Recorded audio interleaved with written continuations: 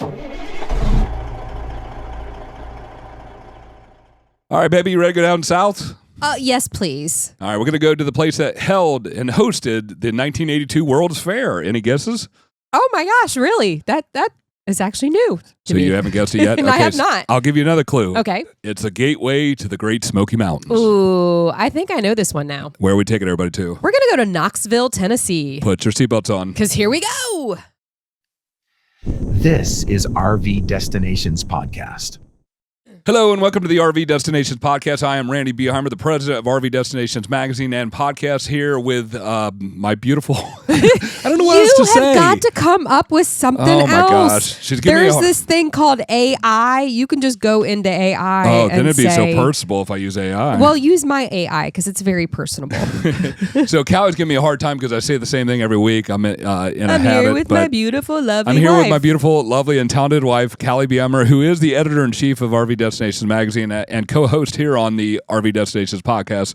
Yeah. Thank you for joining in. We got a really good one for you. This is one that you want to listen to, especially if you're heading down towards the Smoky Mountains. So, baby, we got a guest. You want to bring her on? I do want to bring her on. We've got on the line with us Kristen Combs, and she is the director of communications at Visit Knoxville. Hi, Kristen. How are you doing today?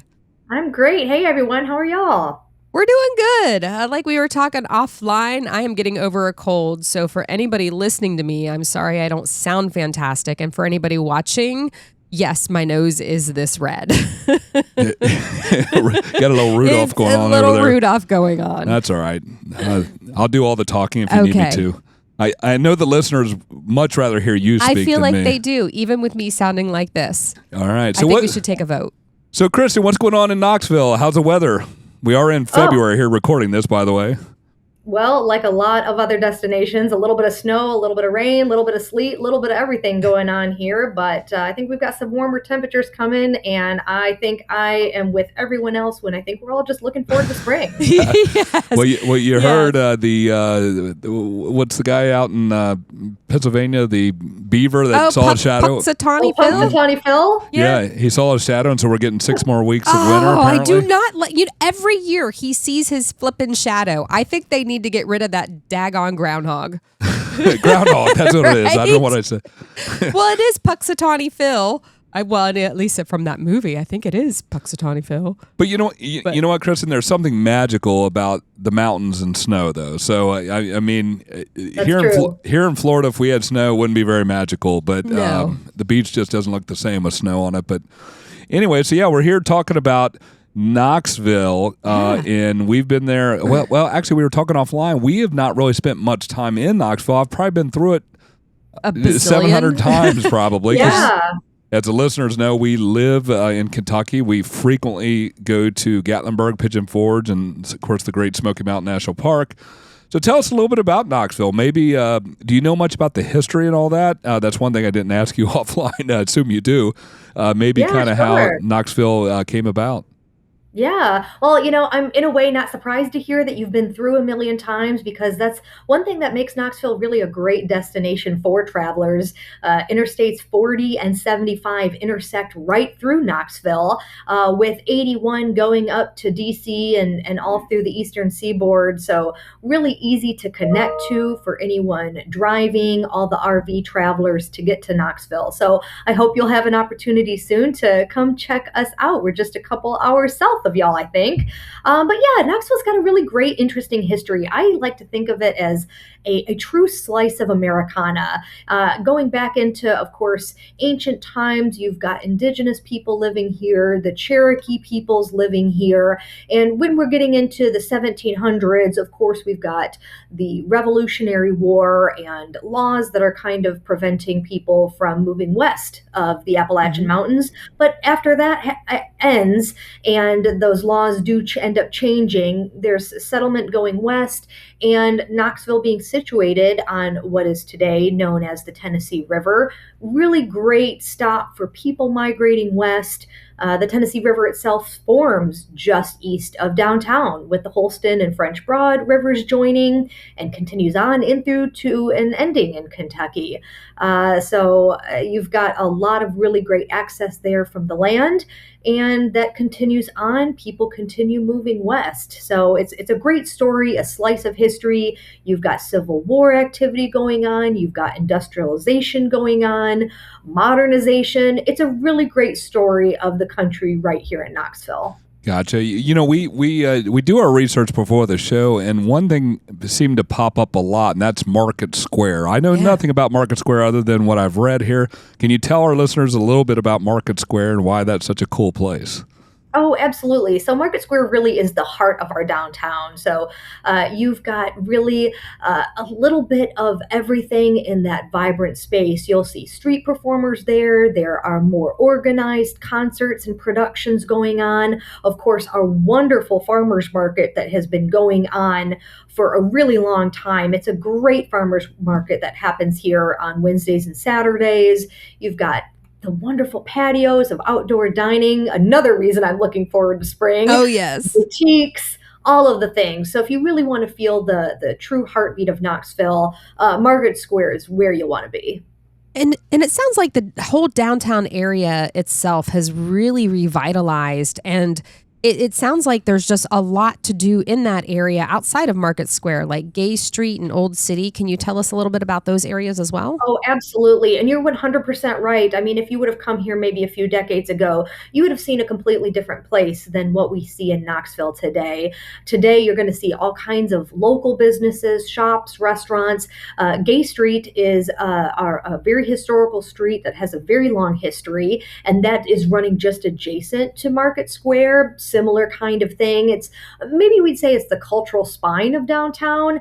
You've got wonderful historic theaters like the Tennessee Theater, which is the state theater officially of the state of Tennessee. You've got the historic Bijou Theater, galleries, cafes. It's really all very walkable, inviting, and lively, perfect for a day of exploring. And then you mentioned the Old City, which is just a stone's throw away, really still in the heart of downtown, but some might say it's a little bit gritty, a little artsy, really full of wonderful character. We're talking historic brick warehouses that used to be wholesaling ventures back in the day. And now you're going to find bars and shops, great food, nightlife. It's a really great place for Knoxville's creative and music scenes to really thrive. That sounds amazing. Yeah. And there is a big music scene there in Knoxville, isn't there? I think probably more surprising than what people understand or know about.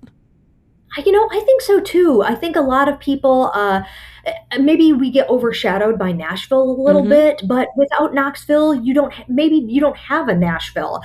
So when you're thinking of music in the state of Tennessee, of course, you're thinking about Bristol, right? The birthplace of country music. And Nashville today, wow. I mean, Music City, it is country music everywhere, and it's great. But Knoxville kind of takes that middle place of what we call the cradle of country music. So it's kind of like that growing up stage from the birth of country music up into the pop stardom of today. So you'll see that influence. Dolly Parton's own birthplace is very close to here in Sevierville, and it's the early stomping grounds of Roy Acuff, long-running home of bluegrass, folk, Americana, and on. You'll hear a lot of that with our friends at WDVX. It's a local radio station that plays that kind of music, and you can check out their live shows. And that's just country music. I haven't even talked about jazz, songwriter circles, little small bar intimate sets. I mentioned the Tennessee and the Bijou theaters. There's a lot going on here in the music world, festivals, symphonies, and more. Yeah, before we get too far, and I apologize, this is my fault. I really wanted to kind of talk. I jumped right into Market Square, so I apologize. But I'm so excited to jump in and jumped in too quickly.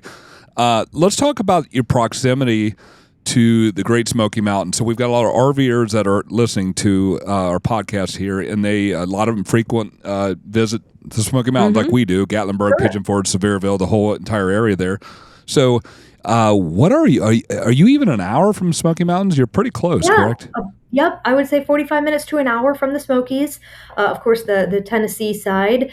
And it really makes, if you're staying in Knoxville, the Smokies make a great day trip, or the other way around. If you're in the Smokies, come check out Knoxville and all the cultural activities and attractions that we have here. So absolutely, I think it's a must do to see the Smokies and experience Knoxville all in one. Well, and the reason I bring that up to our listeners, maybe not everybody is, maybe some of our listeners are like Caly, very geographically challenged. I am. She owns a travel magazine. She's geographically challenged. I don't know how that works, but the point is when you're heading to Pigeon Forge or Gatlinburg or Smokies, maybe you put this in the stop in Knoxville, enjoy the music, enjoy the food scene and everything they have going on. So that was my whole point. I wanted to bring that in and let everybody know how close to the Smoky Mountains you really are there with Knoxville.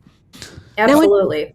When you say folks come and visit Knoxville, do you find that they're doing more of a city-style trip, or are they mixing it in with kind of a city trip? And what kind of activities are outside of the city for folks to do? Is there any hiking or biking or parks like that available? Yeah, that's a really great question, and I'm so glad you asked it, because Knoxville is definitely one of those places where you are getting a little bit of everything. And in terms of the outdoors here, I would put that kind of in that light or soft adventure category.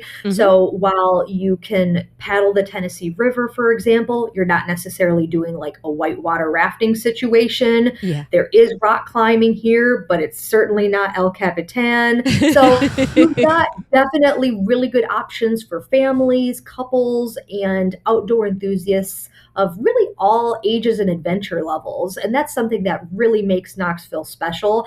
And not only do you get to do all of those outdoor activities, but you're not limited necessarily to a camping type situation, or whatever the case may be.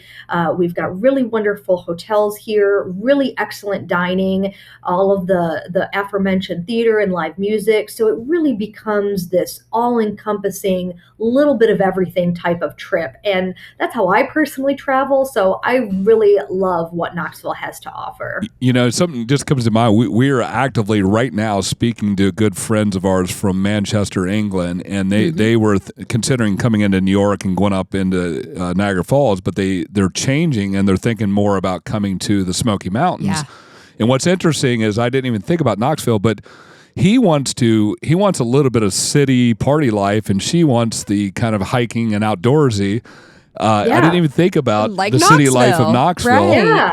Absolutely. So we're going to definitely have to recommend to them. Of course, they're not RV. Actually, I think they are going to rent an RV. They said they were going to rent an RV and tour. But anyway, so that you get kind of the best of both worlds there. So you really do. Absolutely. You really do here. And I think that's something that when we're talking about Knoxville, we're talking about, you're staying somewhere, you've got your tickets to a Broadway show, you're going to experience maybe a Michelin recommended restaurant, some fabulous dining here. The next day you're waking up, getting brunch, and then you're going out for an amazing hike, maybe some paddling, whatever the case may be. You really can do a little bit of everything here. And it also kind of goes back to that, slice of Americana. So for someone coming over from, England or overseas somewhere, you're really getting a look at true America here. And I think that's really something special. Yeah, it really is. And we've been making different recommendations to them. And I told them, I was like, Tennessee is really this, you're going to see America, and I'm sorry for all the other folks out there in all the other states. They tend to go like any tourist. They tend to go to Miami, Florida, New York, right? Miami, New York, Chicago, LA, right? But I feel like when you get to these Midwestern states, you get a little more south, you really feel that heartbeat of America. Right. I think so too. And just the history over time, there's just really a lot of fascinating aspects to that.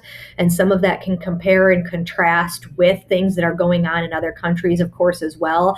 England has its own interesting history of the suffragist movement, for example. And Tennessee itself was very integral to that movement for the United States. So that might be some, common interests that maybe you wouldn't have really thought about on the surface. But without the state of Tennessee, you might not have that amendment. So Right. I don't know. I think stuff That's like cool. that is kind of that hidden fun find that you didn't know that you were seeking, but you found it, and it's really something cool. Yeah, that's neat. So I was reading in something, switching gears here a little bit, but I was reading and I see that Knoxville has become a major destination for craft breweries. There's a hidden craft brewery scene Oh, there in wow, I didn't know that. Nashville. Why don't you tell us a little bit about that? Oh, yeah. Oh, my goodness. We have an excellent craft brewing scene here. So it's really, again, what are you kind of looking for? If maybe you're looking for some Kolsch from a German castle, surprise, we've got it.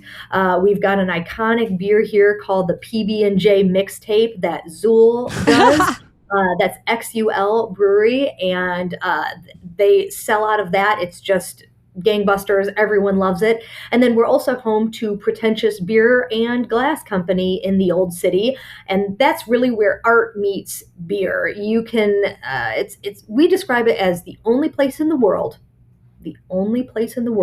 where you can drink beer that was made on site, hand brewed, and then glass. You're drinking it from a glass that was hand blown on site all together, and you can watch the entire process from beginning to end. Oh, that's So I awesome. think cool. that's something really cool that our brewery scene has that just takes it to a whole nother level. And is that a specific brewer? Do you mind mention their name?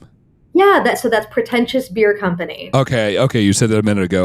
Sorry. Pretentious Beer okay. and Pretentious Glass. So in the Old City, you'll see their two sites next to each other, and you can actually access them from a middle passageway in the back. But you can get your beer, you can get a bunch of different samples of things, and then they actually have these handmade, there's so much artistry going on over here, these handmade little carrying things for the flight, and you can take it over to the glass side and set it up in front of the furnaces and watch these artisans at work creating glass, creating sculptures, all kinds of different things. It's a really unique and cool experience here. That's really incredible. cool. Yeah, that's a lot of fun. Now, I'm not sure if it's organized, but it sounds like there's an ale trail. There is an ale down trail. Yeah. So like an There organized is. little, you get a stamp book or whatever and get all the different Yes. breweries. Okay.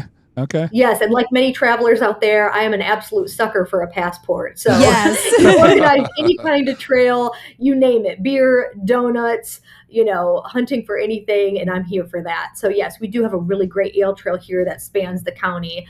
So if you're looking for some great beer, I think you'll find some here.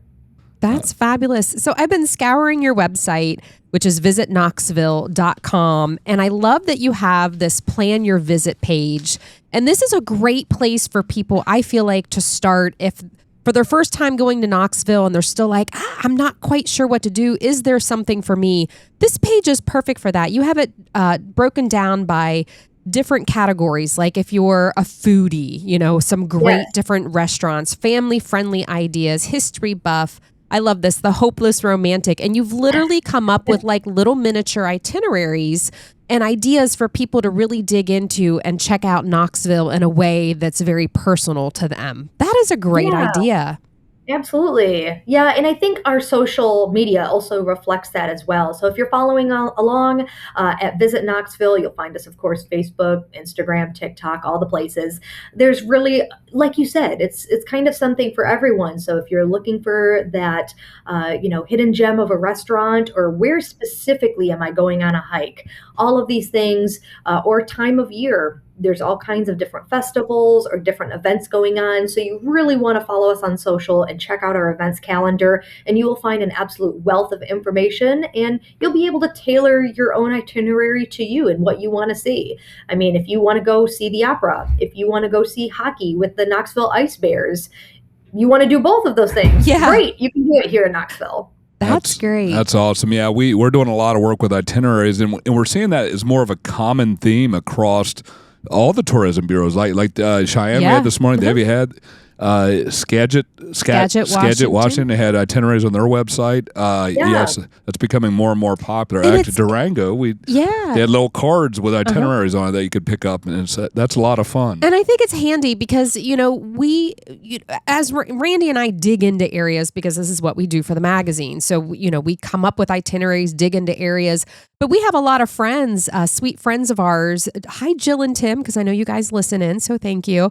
But, they've gone to areas and she's like, I just don't even know where to start sometimes. And I'm trying to figure out what to do and what to see. And I feel like we miss out on things. And so I think this is awesome that more cities are doing this for our friends like Jill and Tim. Like, hey, start here and plan your visit. Right. Well, because you just don't know. Right. You just don't know what you don't know. We always encourage on the show and in the magazine so we've got over 30 writers at this point, but Caly still writes one of the main features in the magazine. But one of the first things we always suggest when we're on the podcast or in the magazine is stopping at the visitor center. That's the first thing you should do. Absolutely. You're just a wealth of knowledge, you're a wealth of the area, even if it's just, hey, give me a couple good hikes and, a good restaurant to visit tonight. So it's... Absolutely. Even if you were just driving through, as you said you might do, take a quick detour. If you were coming down 40 somewhere and you're working your way over to North Carolina or vice versa, you're coming from Ohio and you're headed down to Atlanta and you just happen to stop into Knoxville, sure, pull off the expressway and stop by the visitor center. We would love to help you out. We are currently, as this podcast goes up, we are working on some renovations on our visitor center.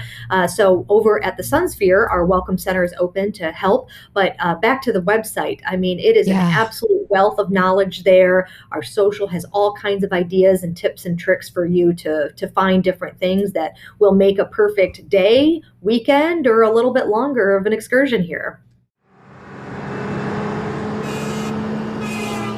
Hi, we're Randy and Caly, and we're the creators and publishers of RV Destinations magazine and podcast. And here we are starting a new project, and that is RV Destination Life. It's our new lifestyle channel where we're going to take you along with us into our life and into the different destinations we go, where we can do a deep dive into what to do and see in these various locations. But why did we start this channel? We are RV Destinations magazine. We've had a lot of people ask us if we had a channel and if we ever thought of starting one. We were a little hesitant at first because it's us.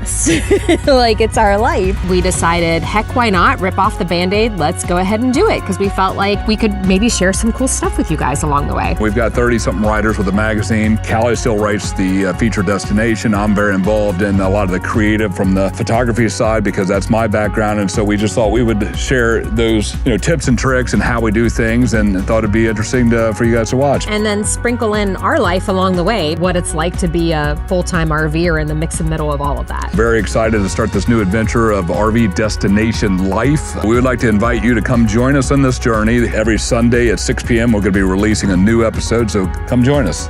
Come follow us, the publishers of RV Destinations magazine, as we travel across America in search of the extraordinary. From hidden gem campgrounds to breathtaking landscapes, from behind-the-scenes scouting trips to capturing the perfect cover shot. This is more than travel. It's our full-time life on the road. Join us as we explore, create, and share the stories that inspire your next adventure. This is RV Destination Life. You said something, which is where I was going to take the podcast next. I'm glad you brought that up. I wonder if you're reading my mind. Because I noticed a lot of talk about the Golden Sunsphere Tower that stands downtown, and for the life of me, as many times I've been through it, I don't remember seeing it. But that's a well-known, recognizable landmark. For Knoxville. Tell us about the Sunsphere, please. Absolutely. So, the Sunsphere is certainly probably the most iconic piece of Knoxville. It really is a true part of our skyline, and it was built for the 1982 World's Fair. So, all you millennials that are now in your 40s, there you go, the 1982 World's Fair, and it's really. I think it's kind of wild to think about, because when we're talking about the Sunsphere, people may or may not have heard of it. But I say, okay, well, of course you know the Eiffel Tower, right? Sure. Yeah. Of course you know of Seattle's Space Needle, right? Well, those are actually sister structures to our very own Sunsphere. So that Eiffel Tower being built in the 1889 World's Fair there in Paris, and the 1962 World's Fair there in Seattle, we've got our own Sunsphere. So, and wondering, why the Sunsphere? What's with that gold disco ball looking thing? Yeah, that's And exactly what it looks like. what is that? Well, that's a nod to the theme of that fair, which was Energy Turns the World. So the base of the Sunsphere is a classic Pantone blue representing the sky. And then you've got that beautiful gold, actually true gold, 24 karat gold panels for what is representing the sun. So there were a lot of things going on in the 80s, of course, regarding energy efficiencies. And that really strongly ties into the theme of that fair. And it's something people can still visit today. Visit Knoxville manages the Welcome Center and the observation deck. So you can buy tickets, go up to the 4th floor, and you have got a 360-degree view of downtown Knoxville, the University of Tennessee campus. And hopefully on a clear day, you're going to see the Smokies. It's a great view from up there. And I really recommend it because you can really kind of get your groundings and your bearings to see where am I at, where am I going, and what are the things to do going on over here. Yeah, it looks And really that is cool. so fun. Caly just pulled it up on our Yeah. computer, and I have not seen it. So I guess I've just never been downtown. We've always did the outskirts, the bypasses to get around to get to the Smoky Mountains. So we're going to definitely make this, because you're so close to our home base. We're going to make this a trip for sure this year. We're going to 2026. We're going to hit this because it just again, and I'm sorry that we kind of don't think of Knoxville, but we always beeline straight to the Smoky Pigeon Mountains. Forge, Right. Well, hopefully after this, you're curious and your listeners are too, so they can come check out Knoxville and find some surprises. Yeah. So I've got a question for you, Kristen. Food. You guys have an amazing food scene, but my big question is, like Gatlinburg, Pigeon Forge are known for all their pancake houses. Is there any type of specific cuisine that Knoxville is known for? I wouldn't say that we're necessarily known for like one item in particular. I will say you might want to try a Petro if you haven't had one of those. That's another 1982 World's Fair debut. So if you've ever heard of like a walking taco or like Fritos in a bag type situation, that's basically what this creation is of corn chips and chili and all the fixins. So that's definitely a very Knoxville thing, along with surprisingly a cherry Coke, which was also unveiled during the World's Fair that people might not know. Yeah, so that's so cool. Fun fact. But outside of that, of course, we've got some great barbecue. I mean, we're in the South after all. Some great places for a meat and three. So for the Northerners and the Yankees listening, I don't know that I knew what a meat and three was, but it is what it sounds like. It is some sort of either meatloaf or lunch sandwich and a group of vegetable platings. And don't forget the banana pudding, Oh, there you go. There's a true Southern lunch. That is fabulous. And you had mentioned some Michelin or a Michelin restaurant. So you've got cuisine ranging from, sounds like the Petro. I just looked that up too. The chili and chips, which looks really good. Absolutely. So it really runs the gamut here in Knoxville. So you've got your casual, down-home, Southern and soul cuisine, and then all the way up to Michelin-recommended restaurants, very new additions to our scene here in the South. So we are very excited to have J.C. Holdway, which is a wonderful Appalachian-focused cuisine. Chef Joseph Len is actually Tennessee's first James Beard Award winner as well, so highly recommend J.C. Holdway. And then a newcomer for a couple years here to the scene is Potchki. So we're talking Eastern European, Jewish deli kind of situation, and really great as well. So running the gamut from casual to high-end and everything in between. I would be remiss maybe not to mention Yassine's Falafel House. In 2018, Yassine was voted in a Reader's Digest poll and announced on Good Morning America as nicest place in America. So if you're looking for some true Southern hospitality with an international twist, Yassine's Falafel House is it. Nicest place in America here in Knoxville. I feel like we've been missing out by bypassing Knoxville all these years. I really, really do.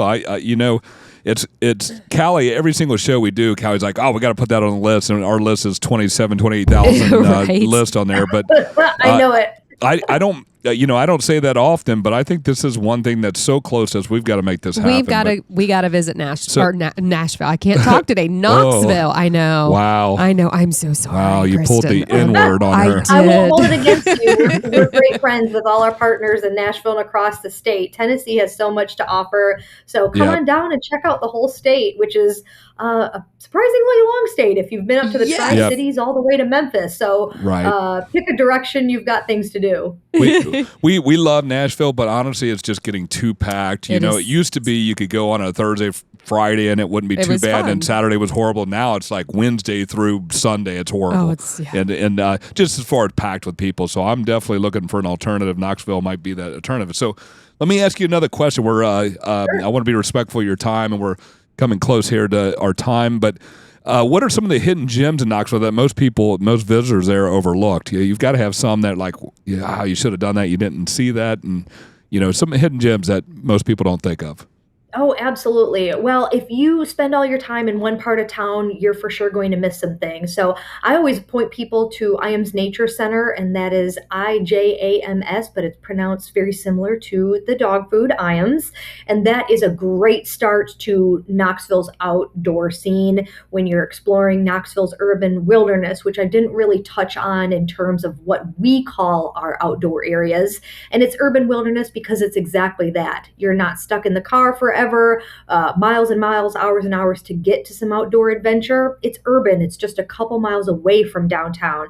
You just have to leave downtown to get to it. So Knoxville's Urban Wilderness has IAMS, which has all kinds of wonderful hiking and biking and trails, and it sits along the Tennessee River for some paddling.